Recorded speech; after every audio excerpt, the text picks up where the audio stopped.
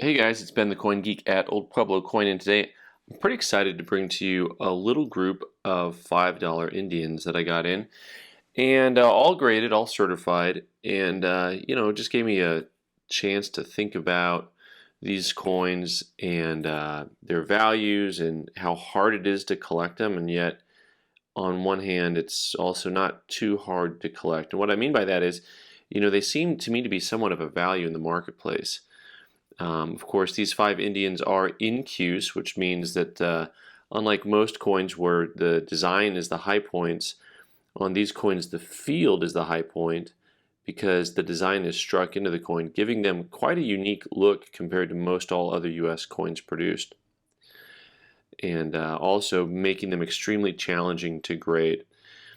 It's a series that if you want to try to collect uncirculated coins, you're going to be dropping a lot of cash on these coins because a lot of them are going to be $1,500 type coins to get a nice unk, and some of them are going to be astronomical.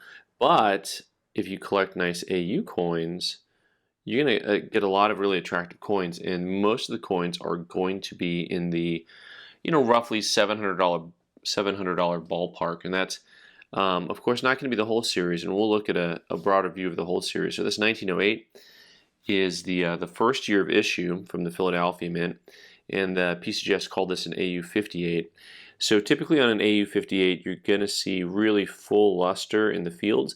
Now what happens is a lot of these coins, when you see them in original condition, their luster can be kind of muted because if someone hasn't tried to dip them or anything like that, that luster in the field can be a little bit dark. And then after that, you're going to look at the design elements and see really full luster across the eagle's head and legs into the fasces down there, and of course same thing on the Indian side. You're going to see great luster across the face, and where you're going to see, especially in the neck, by the way, and the feathers, where you will see actual signs of wear usually are going to be kind of on that eagle's shoulders, the high point, and of course the field itself is where you start to see a little bits of breaks in luster.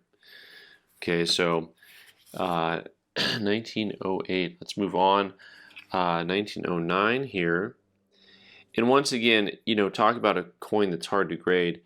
I think the majority of people, if I just shared these two coins next to each other, would appreciate this coin more than the previous. And I will say also that that this coin, I think, at an AU 53, and this one at an AU 58, I still prefer this 53. So once again, by the coin, not the holder, this coin has a little bit of that original orange, original. In other words, it hasn't been played with. They didn't strike them with the orange, but that gold over time gets some of that orange tone to it. I like that quite a bit myself. The coin itself has really great luster to it, and you'll see especially on the eagle and Indian, no more signs of wear than you saw on that previous coin. And then, of course, the fields. I actually like the field luster on here quite a bit compared to this other '08. And so kind of fun because I think, maybe this one's really a 55. But at the end of the day, there's such a small price difference on these. And the reason I say I think they're a value in the marketplace right now is because, at this current market level, most of your 2.5 Indians in similar grades, high AUs, are trading for 450 or something like that, maybe 500 even. And so these at $700 range seems like a value. Let's find that mint mark because this is the only one I have with the mint mark on it, and they are hard to find. See, the arrow points to the mint mark. That's what I like to tell people on these coins. And even then, it's like, is there a rim bump there? Is that a mint mark? That is a mint mark. Let's see if we can zoom a little closer this time, and you can just see that little D there, and that's the type of thing that also on raw coins you got to be careful for because a mint mark can make a difference on some of these guys.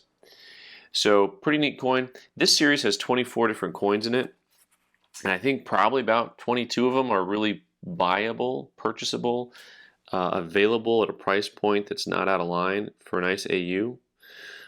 There are a couple of different ones in there that are just going to knock your socks off. One of them is the '09 from New Orleans, the only New Orleans mint coin in the series. And that coin's really gonna cost you.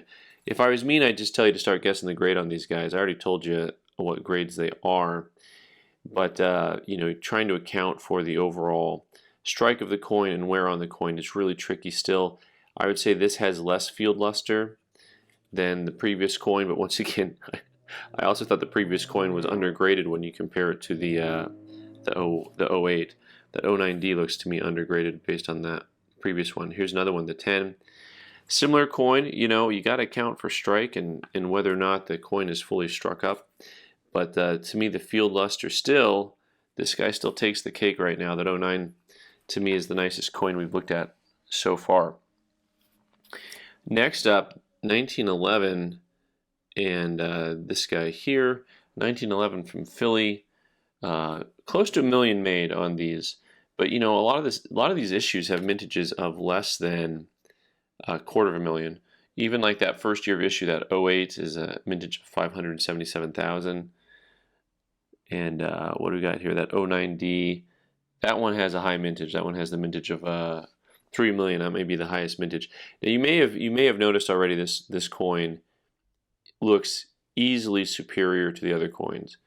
This to me is what you want the coins to look like.